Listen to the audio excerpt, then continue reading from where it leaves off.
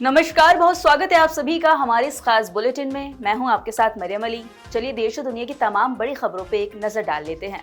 तो बुलेटिन की शुरुआत करते हैं मौसम की खबर से। जैसा कि आप सबको पता है, दिल्ली एनसीआर में आज सुबह सुबह बारिश हो गई। बारिश के बाद मौसम सुहावना हो गया, जिससे लोगों को जो उमस भरी गर्मी थी उससे राहत मिल गई। अब आने वाले दिनों में आईएमडी का क्या अलर्ट है, मौसम कैसा रहेगा, ये जान लेते हैं। लंबे इंतजार के बाद मानसून ने पूरे देश में जोरदार वापसी कर ली है। अगले एक हफ्ते तक जम्मू कश्मीर से लेकर असम तक कई राज्यों में भारी बारिश होने की संभावना जताई गई। हिमाचल, उत्तराखंड, पंजाब, हरियाणा, दिल्ली, उत्तर प्रदेश और बिहार में 3 से 4 दिनों तक तेज बरसात का दौर जारी रहने का अलर्ट दिया गया। भारत मौसम विज्ञान विभाग के मुताबिक पर्वतीय क्षेत्रों में बादल फटने, अचानक बाढ़ और भूस्खलन का भी खतरा जताया गया। आपको बता दें कि जून में पूरे देश में करीब 40% तक कम बारिश हो पाई थी। जुलाई के पहले हफ्ते में दक्षिण और उत्तर पूर्वी राज्यों में भारी बरसात के चलते इस औसत में काफी सुधार आ गया, लेकिन दूसरे हफ्ते से लगातार सूखे ने खेती बाड़ी का संकट भी बढ़ा दिया था। लेकिन अब एक बार फिर से उम्मीद जाग चुकी है। आईएमडी के मुताबिक इस दौर की बारिश से संतुलन सुधर जाएगा। जिन इलाकों में अब तक सामान्य से कम बारिश हुई, वहाँ भी काफी ज्यादा बरसात का औसत बढ़ सकता है। हालांकि 23 जुलाई के बाद बारिश की तीव्रता में कुछ कमी आ जाएगी।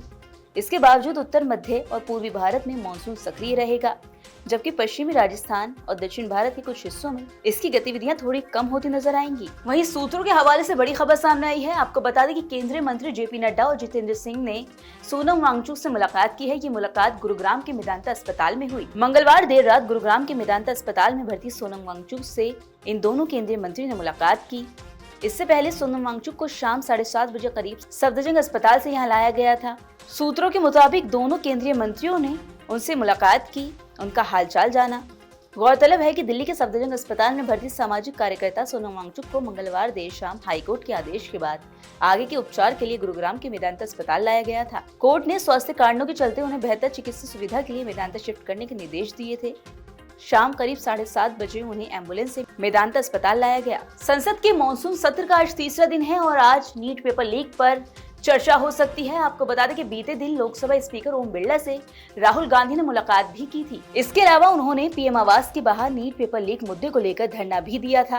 पुलिस ने उन्हें हिरासत में लिया और करीब 3 घंटे बाद रात 9 बजे छोड़ दिया था। बता दें कि सत्र के शुरुआती 2 दिनों में इन मुद्दों पर विपक्ष के हंगामे के चलते संसद की कार्यवाही नहीं चल पाई। आज भी दोनों सदनों में हंगामे के आसार हैं। वहीं मंगलवार को एनडीए और इंडिया गठबंधन के सांसदों की बैठक भी हुई थी। उधर राम मंदिर चढ़ावा चोरी को लेकर श्री राम जन्मभूमि तीर्थ क्षेत्र ट्रस्ट की बैठक होने वाली है। आपको बता दें कि इस बैठक में कई सदस्य शामिल होंगे और इसी बीच आज 3 ट्रस्टियों और साथ ही महासचिव की नियुक्ति पर विचार विमर्श भी हो सकता है। ट्रस्ट के सदस्य स्वामी वासुदेवानंद सरस्वती, स्वामी विश्व प्रसन्न तीर्थ और साथ ही युग पुरुष स्वामी परमानंद रामनगरी पहुंच चुके हैं। ट्रस्ट के कोषाध्यक्ष स्वामी गोविंद देवगिरी और अंतरिम महासचिव कृष्ण मोहन के बुधवार यानी आज सुबह तक आने की संभावना भी थी। आपको बता दें कि आज शाम करीब 4 बजे से मणि रामदास जी की छावनी में प्रस्तावित बैठक में चंपत राय और अनिल मिश्र के त्यागपत्र और अयोध्या राज परिवार के मुखिया रहे बिमलेंद्र मोहन मिश्र के निधन से रिक्त पदों पर 3 नए ट्रस्टियों का चयन भी होगा। अब बात कर लेते हैं अंतर्राष्ट्रीय खबर की। आपको बता दें कि यूएस और ईरान के बीच लगातार वॉर छिड़ी हुई है। इसी बीच अमेरिकी राष्ट्रपति डोनाल्ड ट्रंप का बड़ा बयान सामने आया है। उन्होंने कहा है कि जो जेनेरिक दवाएं हैं जो इंपोर्ट होती हैं उन पर करीब 200% का टैरिफ लगा सकते हैं। डोनाल्ड ट्रंप ने मंगलवार को इंपोर्ट की जाने वाली जेनेरिक दवाओं पर चरणबद्ध तरीके से टैरिफ लगाने की घोषणा कर दी। उन्होंने कहा कि दवाएं 2 साल तक अमेरिका में बिना किसी शुल्क के आती रहेंगी और उसके बाद भारी टैरिफ बढ़ाया जाएगा ताकि दवा बनाने का काम वापस देश में लाया जा सके। उन्होंने ये भी कहा कि इस कदम का मकसद ऐसी फार्मास्यूटिक दवाओं का उत्पादन देश के भीतर ही शुरू करना है। उन्होंने अपने ट्रूथ सोशल प्लेटफॉर्म पर एक पोस्ट में कहा, 1 अगस्त 2026 से अमेरिका में आने वाले सभी जेनेरिक दवाओं पर 2 साल तक 0% टैरिफ लागू रहेगा। इसके बाद 1 साल के लिए टैरिफ बढ़ाकर करीब 100% कर दिया जाएगा और इसके बाद इसे 200% तक भी लेके जाया जाएगा। तो ये थी तमाम बड़ी खबरें जो हमने आपको दिखाई। इन खबरों का अपडेट भी लगातार आप तक पहुंचता रहेगा। बस उसके लिए आपको जुड़े रहना होगा नवोदय टाइम्स पंजाब केसरी के साथ।